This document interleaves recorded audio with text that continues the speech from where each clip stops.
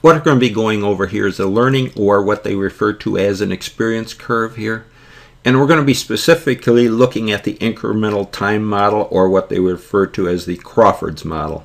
So we'll start by just looking at our typical learning curve here. So this is the case here where for this incremental time here, you're going to, our y-axis here, we're going to have our individual unit time. And then along our x-axis, that's going to be x, or the number of units that are produced here. And for our example, I'm just going from 1 here to 20 for the number of units that are produced here. And along for individual time here, we're going to start up here at 100. That's going to be the cost. In this case, it's going to really represent labor hours here. My individual unit times here, or my y-axis, is going to be just labor hours. And we'll start at 100 here. So that's going to be for the first unit that we make here. So the idea here with the learning curve, as we start out with a new product or a new production, we're not very efficient with it. But as we continue to build more and more of that product, we get more and more efficient. And it's going to reduce our time that we have to build that product, or we're required to build that product. And it's also reducing our cost. So we're going to work with, start out with just the typical learning curve here based on some individual units, and then we're going to build off that and look at how we calculate it for our total cost using the Crawford's model. But we'll just start with our individual curve here. So first off, for our definitions, let's understand what we're talking about here. So with a learning curve, you're going to have two items you really have to be concerned with here when you're talking about, you're going to have an improvement rate, and for our case, we're going to look at a 20% improvement rate, and then you're going to have a learning rate, 80% learning rate. So that's going to comprise our learning curve here, those two percentages. So what this really means is here, with an 80% learning curve, it means that our individual unit time or cost here decreases by 20% each time our output doubles. Okay, so that's our basic definition here for our improvement rate and our learning rate here. And you could also have, I'm also showing on this curve here, a 10% improvement rate and a 90% improvement rate. Okay, but we're going to deal with the 20% improvement rate here and 80% learning rate. Okay, so let's go back to our first graph here. Okay, so let's understand this incremental time model here, and we'll do it based on this, our individual times here, and we can build off this to understand this incremental time. So what we're doing here with our learning curve here, our basic equation is this here: y, our individual unit time here, is equal to a. That's the cost of the first unit that we have here. And remember, we talked, and we're going to be looking at it in terms of direct labor hours for that cost here. So A is really 100 here. That's the cost of our first unit here. And then X here, well, Y equals A times X.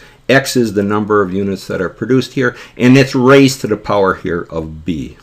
And that's going to be a minus 3.22 here. So let's look at how we calculated this B here. Okay, over here, so for our, again, our B here, and we're looking at our incremental unit time here. This B function here, that's really just taking the log of our learning rate, and we're looking at an 80% learning rate here. So the log of 0.80 divided by the log of 2 here, base 2 here. And if you put that into your calculator, you're going to come up with a minus 0.322 here. Okay, so that's our B function here. So let's go back to our graph here. So if we put in for our B function here, or our B exponent here, minus a 0.322 here, and then for each of our units X here, put those in, we're going to get our individual unit cost, again, based on our cost of our first unit A here at 100. So this is the basic equation we're working with here. So if we put those in for each of, let's just say where we double here are the units, at 2 we're going to have 80. At 2 units produced here, we're going to have an individual time here of 80, and then at the 4th unit produced, you're going to individual time here 64. 8th units would be 51, and so forth here. So really what we're doing is our Y here is 20% less here. Our Y individual time here is 20% less each time we double our unit output from 2 to 4 to 8 and so forth. Our Y goes down by 20%. Okay, so that's just our basic curve here, but let's understand what we're talking about, this incremental or in our total time here. So, okay, so we've got our function here, y equals a here. That was our cost of our first unit times x here. that was our number of units that we produced raised to the exponent here, b, and that was based on our learning rate here. Okay, so what we're doing here with our total incremental time, just look at it in these terms. You have x, that's the numbers that we're producing here, and then based on our function here, we're going to have this y out. Our y value is going to, what we looked at on our curve, 100 y, this for x at 2 units of 2 here, our y is going to be 80, 3, at output of 3 here, x equal to 3, our y value is going to be 70 here. Those are the individual unit times in direct labor hours that we're looking at in this example. In 4, it goes down to 64 here. But with this incremental time model, what you're really doing here is this. You're just taking in summing your total units, or your total individual unit times here for each x. So for our x1 here, our total time was 100 based on our equation. x2, with our y2, we just added 80 to it. 80 to our beginning amount here, come up with 180, and then for x3 we're just adding x3 was 70, we just add that to our previous total here, 180, we come up with 250, and for x4 here we just add 64 to our previous total here, 250, and we get 314. So that's really what we're looking at with this total incremental unit time, just to understand it based on individual units, and you'd go about calculating it that way. But there is an equation that we use here for this incremental time model, and we're going to be looking at it, and it gets quite involved here. But before we do that, just understand here, let's move down here, what we were looking at here, this total here, that was that cumulative total time. It really was you're summing your y values here. I got the little summation sign here, summing your y values here for your x as you index your x here, x1, 2, 3, and 4. Okay, and then remember the y was our individual unit time. Okay, so let's go and let's build off at this Crawford model, or this incremental unit time model here, and understand our equations. Okay, so for our equations here, our incremental unit time learning model here. So we're going to be working, this is the case here. You have your y here, let's look at it. Our y equals a times k here raised to the power of b here. So let's break that down here. So for y, that's going to be our incremental unit time, or cost of the lot midpoint here. And then a here, that's going to be a time or cost required to produce the first unit. We talked about that. And for our example, we're going to use 100 here. And this is k. This is where it's going to come in and gets very involved here with this a times k here. Really what k is. K is the algebraic midpoint of a specific production batch or lot. Okay. And that's raised to the power of b here, or that learning curve power that we have here. And what is b here? Again, just to understand it, b equals the log of the learning rate. Remember we had that at 0.80 here, divided by the log of base 2 here, log of base 2. Okay, just remember the learning rate goes into that log of the learning rate here, divided by the log of base 2 here. It gets you that minus 3.22. Just understand where that came from. Okay, so that's for our individual unit. If we're looking at our total cost, that's what we're trying to get at here. We're going to take x times y here, and also by both sides of the equation here, x times y. And remember, x here is going to be, really represents the lot size that we're looking at. And this function here, x times y, equals our total time that we're looking at, or it could be total cost. So we take an x times y here, now we just have to take x times this side of the equation, x times our cost of our first unit, and then that's times the algebraic midpoint that we're going to be looking at, raised to the power of b here, that based on our learning rate. Okay, so that's our basic function here, but let's go and we're going to be looking at k here. How do we really get to k? Okay, so this is our k down here, and we got this fancy equation here, and we'll just go through it really briefly here, and maybe I'll focus in on it, but to understand what we're going at. So k here, that's that algebraic midpoint of our lot here. So that's what we're going to have to be working with here. And it's really the algebraic midpoint equation here. So k equals, and let's just go through it. I'll go through this one here. So L, that is the number of units in the lot here. So you take that times 1 plus b. And remember, b here was the log of the learning rate divided by log of base 2 here. And then you would divide it by this here. So you divide it by n2. What is it? That's the last unit in the lot plus a half here. And we'll look at that here. Raised to the power 1 plus b here. Now remember, b was that exponent here for the learning rate. So 1 plus b, that's the exponent. We raise n2 to it. n2 is the last unit on the lot plus a half. And then we subtract from it n1 raised to the power 1 plus b. So what is n1 here? n1 is the first unit in the lot minus 1/2 here. Little involved equation, but that's what we work with. So that's our equation here. And then you take that whole quantity here and you raise it to minus 1 over b. That was a log of our learning rate here, essentially. Okay, so that's our basic equation here for k. Okay, so that's what it's built off for this incremental unit time when we're looking at the total times here. It's built on the algebraic midpoint of lots here. And let's go through and let's understand n1 and n2 here and just put it down in numbers. So say, for example, we're looking at 4 units here in a lot. And we're going to start the 4 units that we're looking at here. We're going to be unit 3, 4, 5, and 6. So 6 would be the last unit here, and 3 would be our first unit here. So for n1, which is the first unit in our lot minus 1, that would be 3 here. NB, I'm showing it here, minus 1/2. That's going to be 2.5, just to understand it here. And then n2 would be the last unit in the lot.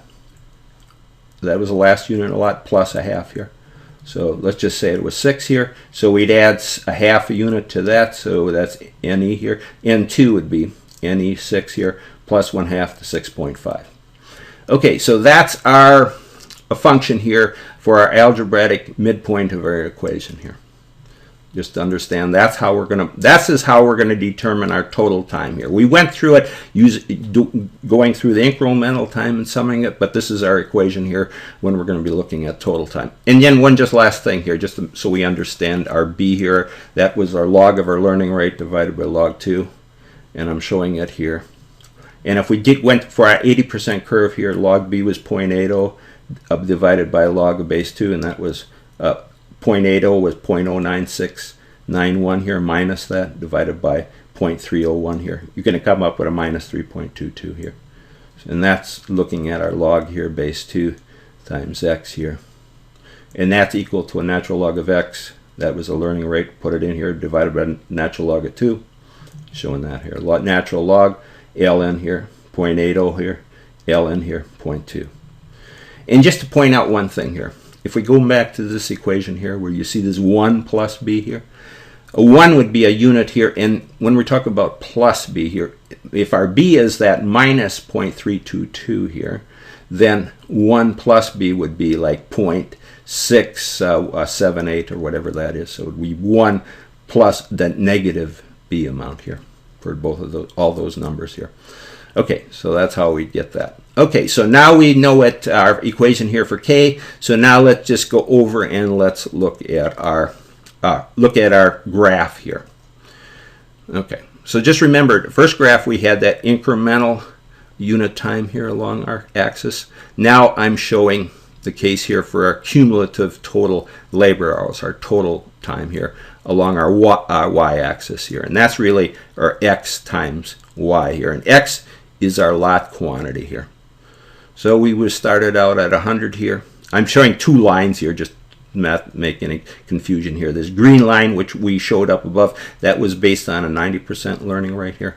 But what we're working with is this red line here. That's based on our 80% learning rate here, 20% improvement rate. So now, this is for our total time here, b here.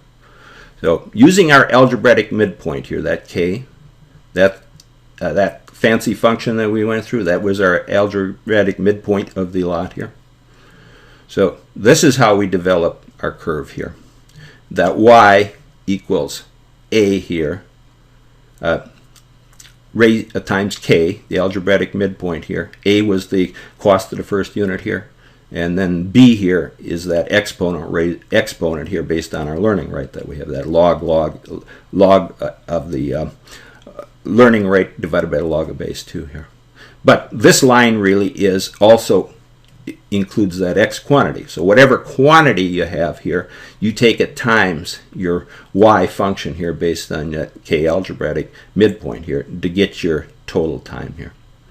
All right, so if we looked at our 2 units at 3 units here, I think it was 3 units here at 180, or whatever it is, it's sitting here at 2 at 180. That was for our second unit, was total time here was 180. And then for 4 units, we're sitting at 314 here. And then at 5 units, we're sitting at 534. And remember, when we looked at that individual curve here, when we looked at the individual curve, all we were doing is summing our individual times. So for 2 units, we had, what, an individual time of 80, or 100. We started at 100. Our second unit, we had an individual time here of 80. So adding that 80 to our 100, we come up with 180. And then if we got up to our 4th unit here, well, I'm not quite sure what the numbers are. We would have had units of 100, 80, and then we would have had 70 here at output of x equal to 3 here, and then we would have had at x equal to 4, we would have had 64. But everything sums up to 314. This is just a cumulative sum. It just builds on itself right up here. But we calculated based on this k function here. It's not a constant rate. It's just building on itself here.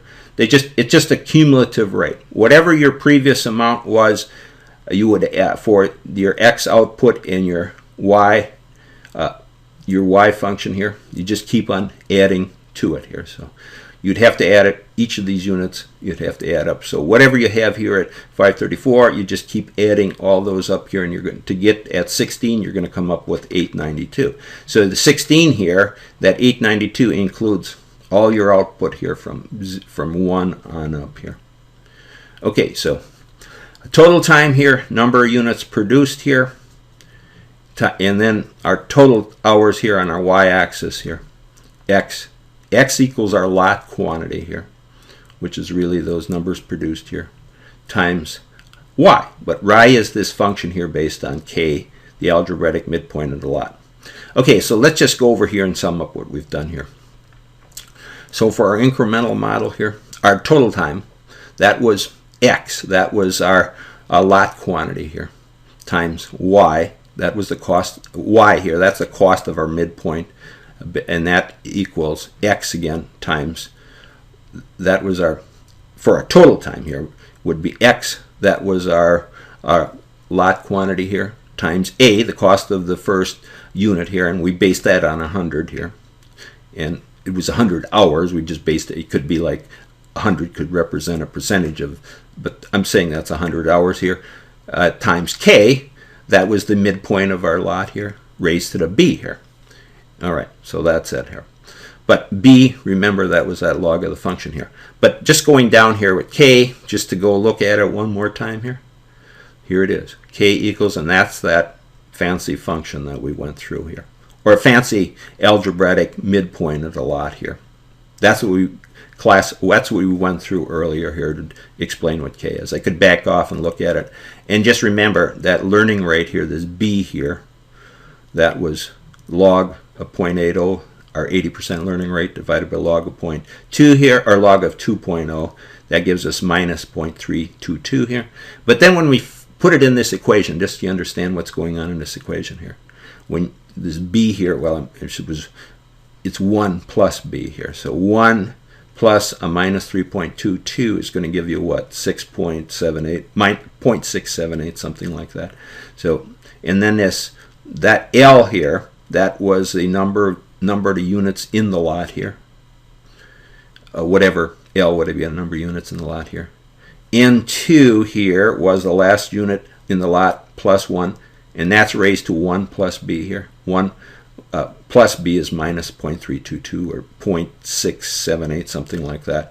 And then minus n1 here. N1 was the first unit in the lot, minus 1, raised to 1 plus b again here. And then that whole quantity here that we have raised to the minus 1 over b here. And then just remember, b here is a minus 0.322. So minus 1 into a minus something here gives you a plus something. Okay, so that's the basic equation here when you're looking at that incremental model. And we looked at it for our total time because we had to take x times y here, which equaled x here times the cost of the first unit divided by k. That was that algebraic midpoint of the lot raised to the power of b here, which was our exponent for our learning curve function. Okay, so that pretty much explains looking at the incremental time model here, or the Crawford model, and how you'd go about calculating your total time here. Okay, so that'll summarize our discussion.